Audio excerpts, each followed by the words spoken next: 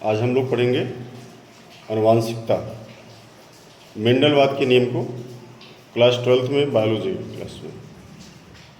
जितने भी बच्चे हैं बहुत ध्यान से सुनिएगा, समझिएगा, क्योंकि पीछे बोर्ड पे लिखता हूँ तो उतना स्पष्ट दिखाई नहीं पड़ेगा, लेकिन ये है कि आप अगर सुनते रहेंगे तो आपको काफ़ी समझ में आएगा। मेंडलवाद कब से कब तक माना जाता है? मेंडल साहब जो हैं हमारे, वो कब से कब तक जो रिसर्च किए थे उसका जो कार्यकाल है, जो समय है, कब से कब तक है। हमारे जितने भी बच्चे हैं उनसे हम कहेंगे कि कमेंट बॉक्स में आप इसका उत्तर नीचे लिखिए। फिलहाल मैं बता दे रहा हूँ। 1856 से 1863 तक का 7 वर्ष का समय था, जिस कार्यकाल में मेंडल साहब ने मटर के ऊपर रिसर्च किया था। और एक प्रश्न और भी आता है इसमें कि कौन सा मटर था, तो उसको हम उद्यान मटर के रूप में कहते हैं कि उद्यान मटर है। उद्यान मटर पे मेंडल साहब ने अपना रिसर्च किया था। अब हम लोग देखेंगे कि जो विपर्यायी लक्षण प्रश्न आता है कि विपर्यायी लक्षण है, हमारे लेसन में है कि विपर्यायी लक्षण क्या है। तो विपर्यायी लक्षण क्या होता है? मटर के ऊपर उन्होंने अपना वर्क किया था, रिसर्च किया था। तो मटर के विपर्यायी लक्षण क्या होते हैं?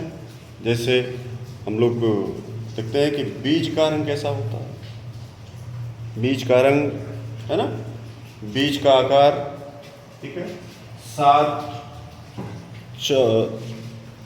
सात उस पे 7 लक्षण, इसमें देखिए 7 लक्षण और 14 क्या थे, 14 किस्मों पे इन्होंने अपना अलग अलग 14 किस्मों पे इन्होंने अपना रिसर्च दिखाया था। तो कितना है इसमें? नंबर एक में है बीज का रंग, बीज का रंग। नंबर 2 क्या है? बीज का आकार, बीज का आकार, बीज का आकार, बीज का रंग, किसके? मटर के। बीज का रंग, बीज का आकार। तीसरा क्या है? फली जो है, फली का रंग और फली का आकार। तीसरा फली का रंग, चौथा फली का आकार, पांचवा क्या है? फली का रंग, फली का आकार, फिर है फूल का रंग और फूल की स्थिति।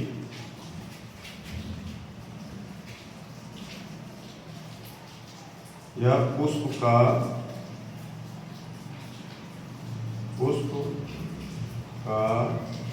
रंग,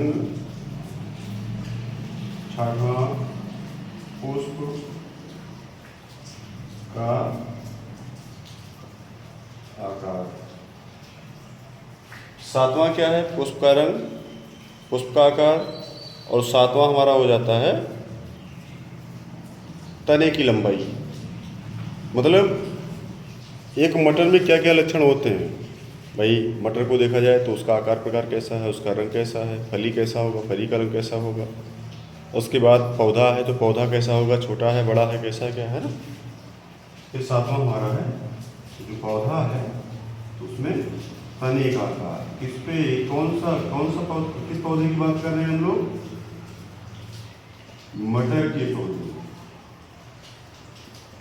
क्योंकि मटर का पौधा इसलिए पढ़ रहे हैं क्योंकि मेंडल साहब ने मटर के पौधे पे ही अपना पूरा रिसर्च रखा था कि जो आनुवांशिक लक्षण हमको दिखाई पड़ते हैं, पीढ़ी दर पीढ़ी दिखाई पड़ते हैं, वो आनुवांशिक लक्षण कैसे मिलते हैं। जैसे कि आपने देखा होगा कि एक जनरेशन से दूसरे जनरेशन में कुछ ना कुछ लक्षण दिखाई पड़ते हैं, अलग अलग जातियों के आधार पे, वंश के आधार पे, है ना, अलग अलग जातियों के आधार पे।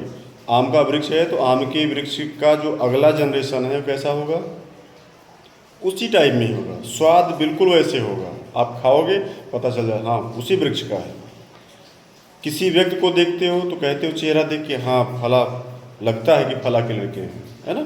तो ये क्या है, जीनोटाइप मतलब जीन, और फिर फेनोटाइप मतलब लक्षण, कि पीढ़ी दर पीढ़ी लक्षणों का ट्रांसफ़र होना, पीढ़ी दर पीढ़ी लक्षणों का एक पीढ़ी से दूसरी पीढ़ी में ट्रांसफ़र होना कैसे होना होता है, उसी पे मेंडल साहब ने पूरा अपना रिसर्च किया और उसी को बताने का प्रयास किया। तो बीज का रंग कैसा होता है, बीज, मटर के बीज का रंग कैसा होता है, ठीक है ना। अब उसमें दो चीज़ें हैं कि मटर के बी पर्यायी लक्षण में ये 7 हो गए, ये बी पर्यायी लक्षण आपके ये 7 हो गए, 1 2 3 4 5 6 7। पहला क्या है, बीज का रंग, दूसरा बीज का आकार, तीसरा फली का रंग, तीसरा चौथा फली का आकार, फिर है पुष्प का रंग, पुष्प का आकार, और फिर है तने का आकार, है ना। इतने हो गए हमारे। अब इनके लक्षण भी हमको देखना है, क्या है, प्रभावी लक्षण, अप्रभावी लक्षण। प्रभावी का लक्षण होता है जहां प्रभाव हो, जैसे किसी चीज में दो लोग अगर सामने से हों, दो लोग टकराते हों, लड़ रहे हों, तो किसका प्रभाव रहेगा, जो सक्षम होंगे, जो बड़े होंगे, जो स्वस्थ होंगे, वही प्रभाव, और जो पीछे हो जाएं, हल्के हो जाएं, कमजोर हो जाएं, उनका अप्रभाव। समाज में प्रभाव किसका है, जिनके अंदर क्षमता है उनका प्रभाव होता है, जिनके अंदर उतनी क्षमता नहीं है उनका प्रभाव नहीं होता है। ऐसे पौधों पे भी है। तो मेंडल साहब ने बहुत अच्छे तरीके से समझाया कि बीज का रंग कैसा होना चाहिए, प्रभावी लक्षण क्या है, बीज का पीला कैसा होना चाहिए, पीला, ठीक है। अप्रभावी लक्षण क्या होंगे, अप्रभावी लक्षण क्या होंगे, हरा। आप लोग भी बीच बीच में कमेंट बॉक्स में लिख के बताया करो ताकि पता चले कि आपको समझ में आ रहा है।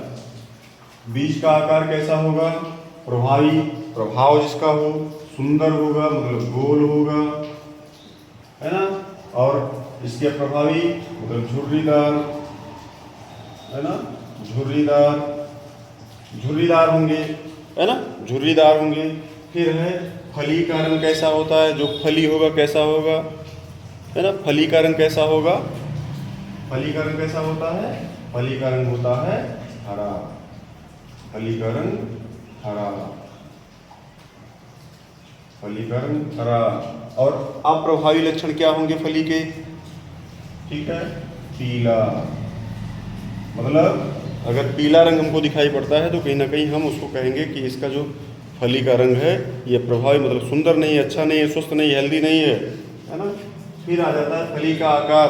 तो फली का आकार, हमारी मटर में जब फली लगती है तो हम कैसा फली चाह रहे होते हैं, है ना, वही प्रभाव है कि अगर सुंदर फली होना चाहिए, अच्छा फली होना चाहिए, क्योंकि वही प्रभाव दिखाई पड़ता है कि हाँ इसमें प्रभाव है, अच्छा है, सुंदर है ना।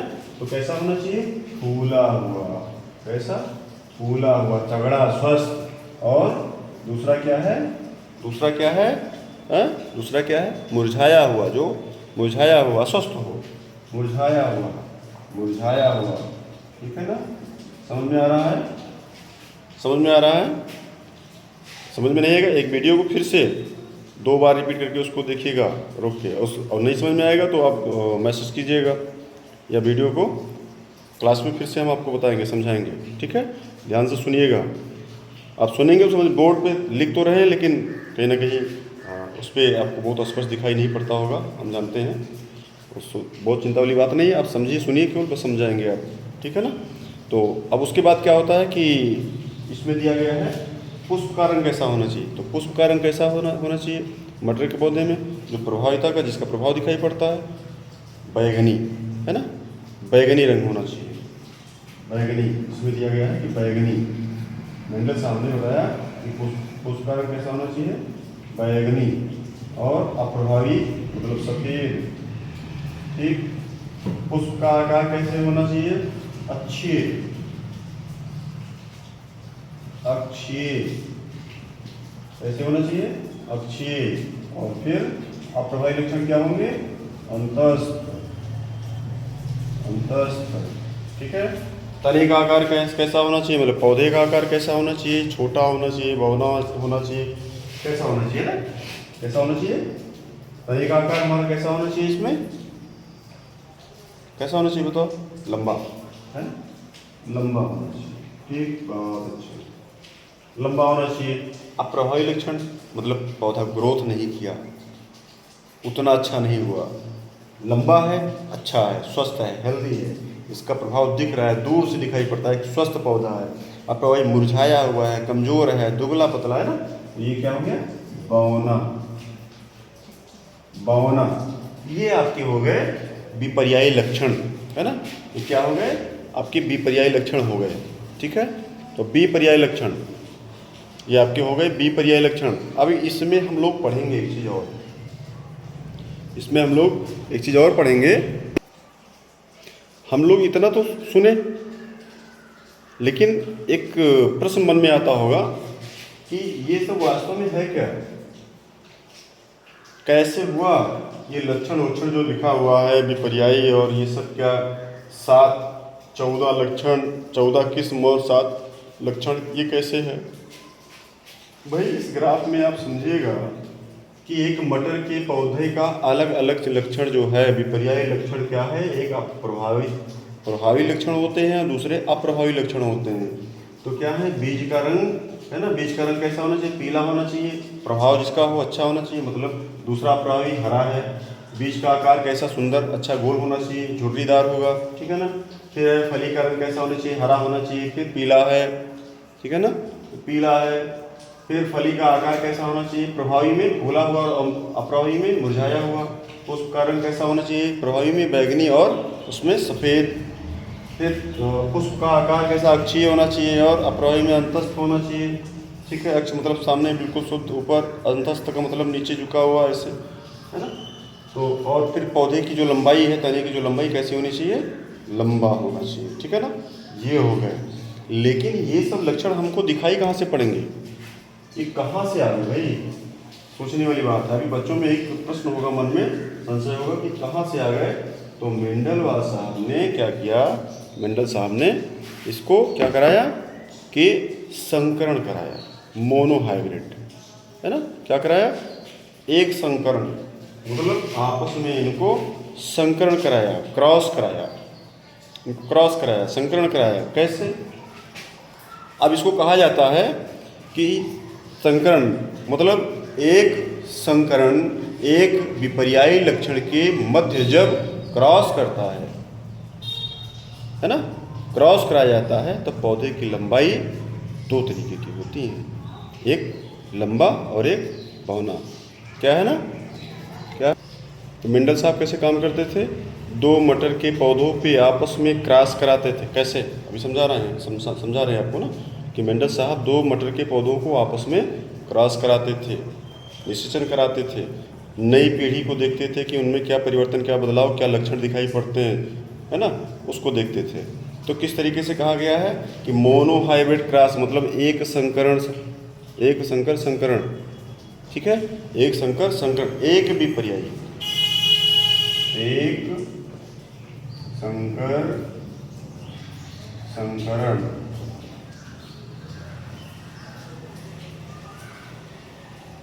एक विपर्यायी मतलब विपर्यायी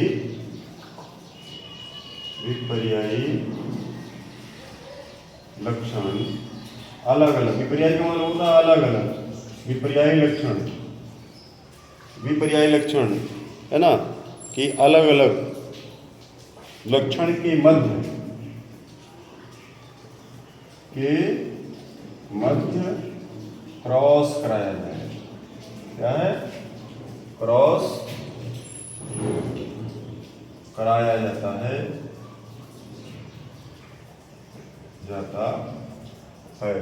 क्रॉस कराया जाता है ना। तो पौधे की लंबाई कैसी होगी? तो पौधे की लंबाई हमको देखने को मिल रहा है ना, 2 अलग अलग पौधे को आपस में 2 अलग अलग विपर्यायी लक्षण, एक बौना और दूसरा क्या है? लंबा, मतलब 2 पौधे कैसे? लंबा और बौना, ये दो पौधे हैं, ये दो पौधे अलग अलग हैं, इनको आपस में क्रॉस करा दिया गया है। तो जो दूसरी पीढ़ी आएगी उस क्या होगा, उसमें संकरण मतलब अलग अलग लक्षण होंगे, अलग अलग लक्षण उसमें आ जाएंगे, उसमें अलग अलग लक्षण आ जाते हैं। जो लक्षण आते हैं उनको हम कहते हैं संकरण, मतलब मोनोहाइब्रिड, हाइब्रिड कहते हैं। उनमें परिवर्तन आ जाता है, बदलाव आ जाता है, पहली पीढ़ी से दूसरी पीढ़ी में कुछ न कुछ दूसरे के भी लक्षण लेकर आएंगे, दूसरे की भी लक्षण लेकर आएंगे, तो क्रॉस करा दिया जाता है। अपने एक उदाहरण के तौर पे आप देख लीजिए, आम की टहनी को काट के दूसरे में लगा दिया जाए तो उसमें प्रभाविता का लक्षण आप समझते हैं ना, कि प्रभाविता जो प्रभावी होगा क्या होगा, कि जो सबसे उसमें उसके हावी मतलब स्वस्थ गुण होंगे वही आपको दिखाई पड़ेंगे। जैसे अगर कोई आम का पौधा दशहरी आम का लगाया है तो दशहरी आम दे रहा है, नीचे दूसरा है, कोई फर्क नहीं पड़ता, तो प्रभाविता का नियम ही कहलाता है।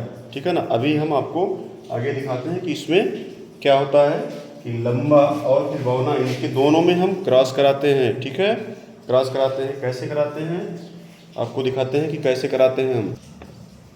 अब मटर में जो इनके जीन हैं, इनके जीन को कैपिटल टी और स्मॉल टी, मतलब कैपिटल डबल टी और कैपिटल स्मॉल डबल टी के रूप में यहाँ पे उस पर अंकित किया गया। तो कहा गया कि डबल कैपिटल है ना और स्मॉल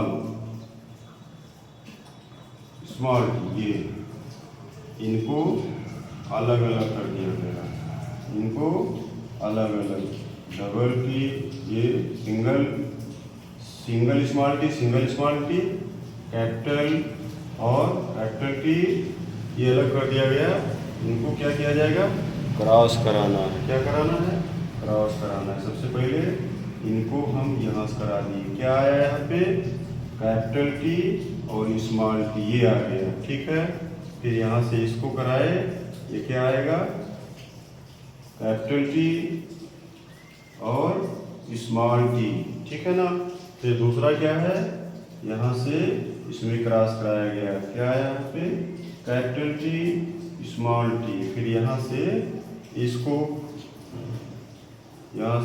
क्रॉस कराया गया, क्या आया यहाँ पे,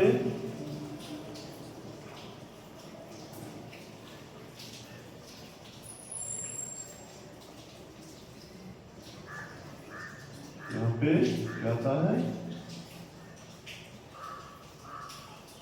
कैपिटल टी और स्मॉल टी।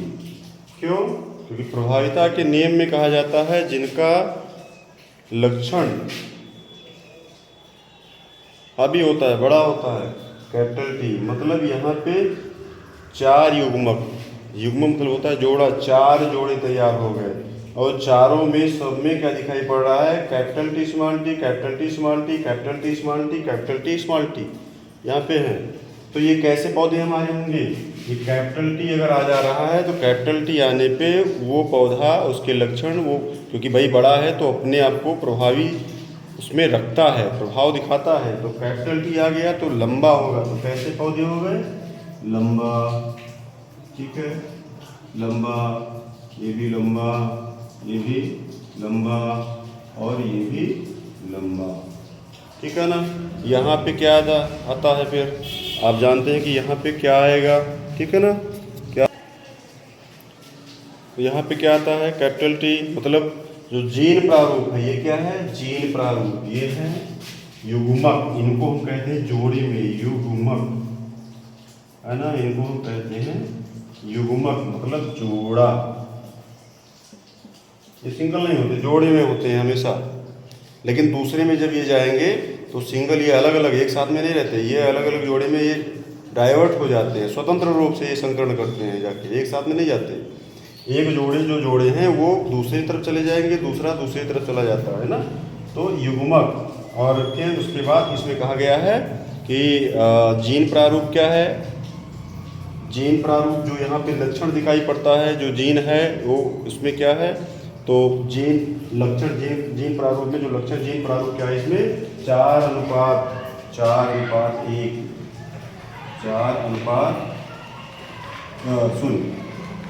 है ना। 4 क्या है, 4 लंबे पौधे हैं इसमें, 4 के चारों लंबे पौधे, ठीक है, ये चार के चारों लंबे हो गए, मतलब इनकी कैपिटल टी का प्रभाव दिखाई पड़ रहा है, चार के चारों यहाँ पे लंबे होते जा रहे हैं, ठीक है। और फिर इसमें जो जीन है क्या है, जीन का जो पौधा जो इसमें अब यहाँ पे 4:0 लिखा गया, तो 4:0 का मतलब हो गया कि 4 लंबा और 0 अनुपात लंबा अनुपात बौना, है ना, लंबा अनुपात बौना, मतलब ये इसका अनुपात है, इसका ये अनुपात है, ठीक है ना। फिर लक्षण प्रारूप में लक्षण प्रारूप है कि लंबा और बौना, ठीक है। कुल मिला के ये क्या है, इसको हम कौन सी पीढ़ी कहेंगे, इसको कहा जाता है, आपने किताब में पढ़ा होगा, F1 पीढ़ी, मतलब यह पहली पीढ़ी है। उसमें देखा गया कि पहली पीढ़ी में ये लक्षण दिखाई पड़ते हैं, ठीक है ना। अब इसमें एक चीज़ और है कि ये स्वपरागण, मतलब द्वितीय पीढ़ी में कैसे कि ये स्वतंत्र रूप से करते हैं, ये स्वतंत्र रूप से। अब एक नियम और आपको बता दें, इसमें जो मेंडल साहब के थे वो 3 नियम थे, क्या, स्वतंत्र अभिव्यूहन का नियम, स्वतंत्र अभिव्यूहन का नियम, और उसके बाद क्या है, पृथक्करण का नियम और प्रभाविता का नियम। 3 नियम लागू किए थे वो, 3 नियम पे अपना काम किए, स्वतंत्र अभिव्यूहन का नियम, प्रभाविता का नियम और क्या है, पृथक्करण का नियम। पृथक्करण का नियम में क्या है, प्रत्येक जोड़े के युग्मक एक जोड़े से अलग हो जाए, पृथक मतलब अलग, है ना, पृथक अलग हो जाए। जैसे कैपिटल टी यहाँ पे कैपिटल टी ये दोनों जोड़े से अलग हो गए और दूसरे पीढ़ी में चले गए, ये पृथक्करण है कि साथ छोड़ के हम दूसरी जनरेशन, दूसरी पीढ़ी में हम चले गए, क्रॉस में, ठीक है ना, वहाँ पे आ जाता है। फिर कहा जाता है कि अभिव्यूहन का नियम, स्वतंत्र अभिव्यूहन का नियम, स्वतंत्र रूप से, स्वतंत्र अभिव्यूहन का नियम कहा जाता है कि जब 2 या 2 से अधिक लक्षणों का अध्ययन करते हैं, 2 या 2 से अधिक लक्षणों का अध्ययन एक साथ करते हैं और स्वतंत्र रूप से जीन युग्मक में स्थानांतरित हो जाए। स्वतंत्र रूप से जो जीन है, जीन कौन है, कैपिटल टी स्मॉल टी, ये स्वतंत्र रूप से जो युग्मक हैं, ये जोड़े हैं, ये दूसरी पीढ़ी में स्थानांतरित हो जाए, ठीक है ना। अब तीसरा क्या, प्रभाविता का नियम क्या कहा जाता है कि जैसे प्रभाविता के नियम में और भी चीज़ें हैं कि प्रभाविता के नियम विषम युग्मी अवस्था में, है ना, विषम युग्मी अवस्था में, जैसे कैपिटल टी स्मॉल टी, ये विषम युग्मक है, अलग अलग, एक कैपिटल टी है एक स्मॉल टी है, दोनों में, तो विषम युग्मक अवस्था में एक जीन कैपिटल टी, है ना, कैपिटल टी जो है ये अपने आप को प्रदर्शित कर लेता है, अपने आप को प्रदर्शित कर लेता है, लेकिन वहीं स्मॉल टी खुद को प्रभावित या प्रदर्शित नहीं कर पाता है ना, नहीं कर पाता है। तो कैपिटल टी के जो गुण होंगे वो प्रभावी होंगे और स्मॉल टी के जो गुण होंगे वो अप्रभावी होंगे। आप जानते हैं ना, आप जानते हैं कि इसके अप्रभावी होंगे, ठीक है ना। अब इसमें कहा गया है कि F1 पीढ़ी तो आपको पता चल गया, F1 पीढ़ी तो आपको पता चल गया, क्या, small capital T small T, capital T small T ऐसे करके आ गया। अब हम चलते हैं किसमें, दूसरी पीढ़ी में, दूसरी पीढ़ी में चलते हैं, F2 पीढ़ी में। कैसे काम करता है कि जब हमारा यहाँ पे capital T small T, capital T small T, ठीक, इनको हम अलग कर देते हैं, युग्मक से, जोड़े से अलग कर देते हैं, ठीक है। देख लीजिए कैसे, कैपिटल टी स्मॉल टी, ठीक, ये हो गए अलग अलग, दोनों हो गए। यहाँ पे कैपिटल टी और यहाँ पे स्मॉल टी, ये अलग हो गए, ठीक है ना। अब इनको जोड़े में कैसे बनाएंगे, ये लीजिए यहाँ पे एक जोड़ा हमने बना दिया, क्या आएगा यहाँ पे, capital T sorry small T, क्योंकि पहले स्मॉल टी है, और कैपिटल टी फिर लिख दिए यहाँ कैपिटल टी, ठीक है ना, कैपिटल टी। ये जोड़ा एक तैयार हो गया, ठीक है ना, एक जोड़ा तैयार हो गया। अब यहाँ से ये आ जाएंगे यहाँ पे क्या होगा, कैपिटल, ये भी कैपिटल टी है और ये भी जो क्रॉस कर रहा है, दोनों आपस में कैसे हैं, एक समान युग्मक है, एक समान के जोड़े हैं ना। यहाँ पे कैपिटल टी और कैपिटल टी, ये जोड़ा बन गया, ठीक है ना। फिर अब यहाँ पे क्या होगा कि ये यहाँ पे आया स्मॉल टी, ये क्योंकि ये भी स्मॉल टी है और ये भी स्मॉल टी है, तो स्मॉल टी और स्मॉल टी का एक जोड़ा इधर बन गया। अब बचा क्या, कैपिटल टी और ये, ठीक है, क्या है small T, sorry capital T और फिर बाद में स्मॉल टी, एक जोड़ा, ठीक है ना। अब यहाँ पे कौन कौन से पौधे आए अगली पीढ़ी में, F2 पीढ़ी, इसको क्या कहते हैं, F2 पीढ़ी, मतलब दूसरी पीढ़ियों में पहले पीढ़ी के बाद उन्हीं के पौधों से दूसरा फिर से क्रॉस कराया गया, तो उनमें क्या लक्षण आए, कुछ बदलाव आ गया। वो बदलाव देखते हैं कि क्या मिलता है यहाँ पे, है ना। 1 2 3 और 4, यहाँ कैपिटल मतलब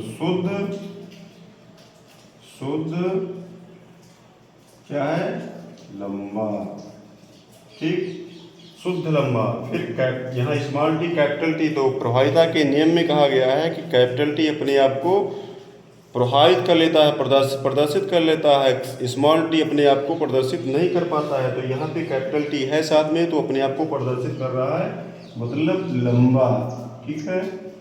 फिर यहाँ पे स्मॉल टी आ गया, तो इसका मतलब ये हो गया कि ये दोनों अपने आप को एक समान ही रख पाए, प्रदर्शित नहीं कर, मतलब बौना हो गए, ऐसे हो गए बौना, ठीक है ना, बौना हो गए। और फिर चौथा जो यहाँ पे दिखाई पड़ रहा है कि जनरेशन, और इसमें जो क्रॉस करने के बाद ये अलग अलग जोड़े बने ना, युग्मक अलग अलग हो गए, तो 1 2 3 4 बन गए। अब ये चारों एक दूसरे से क्रॉस करेंगे तो 4 जोड़े नीचे बनेंगे ना, 4 तरीके के पौधे। अब यहाँ पे जो पौधे हैं, जनरेशन है, पीढ़ियाँ हैं, वो उत्पन्न हो रही हैं। तो यहाँ पे क्या होगा कि कैपिटल टी स्मॉल टी मतलब लंबा है। लंबा क्यों है, क्योंकि कैपिटल टी अपने आप को प्रदर्शित करता है, ठीक है ना। ये इस तरीके से हम दूसरी पीढ़ी को भी समझ लेते हैं, मतलब ये स्वपरागण करते हैं, अपने आप ये अपने जोड़े को ढूंढ लेते हैं, ये स्वपरागण करते हैं अपने आप, ये एक पौधे से दूसरे पौधे में चले जाते हैं। मटर की फली में स्वपरागण होता है।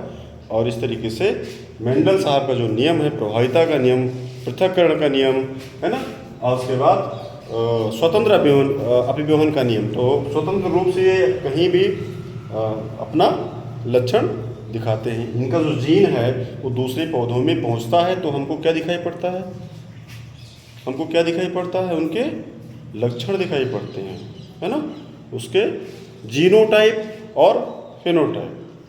जीनोटाइप का मतलब हो गया जो जीन कैसे हैं, कैपिटल टी स्मॉल टी, लक्षण क्या है, फेनोटाइप मतलब जो उनके लक्षण आए, कैसे, लंबा या छोटे, ठीक है।